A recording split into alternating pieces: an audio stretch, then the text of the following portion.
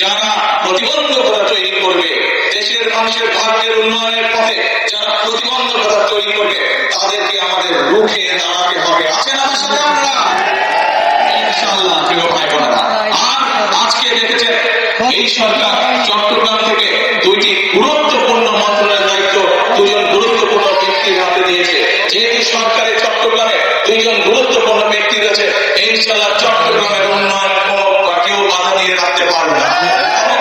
সমগ্র চট্টগ্রাম ধীরে ধীরে যে সকল প্রয়োজন উন্নয়নের জন্য প্রত্যেকটি কাজ ইনশাআল্লাহ পর্যায়ক্রমিক ভাবে আমরা বাস্তবায়ন করবো। প্রিয় ভাই বোনেরা, আসো আমাদের সামনে লক্ষ্য একটাই, আমাদের সামনে উদ্দেশ্য একটাই, সেটি হচ্ছে দেশের ভাগ্যের পরিবর্তন, দেশের মানুষের ভাগ্যের পরিবর্তন।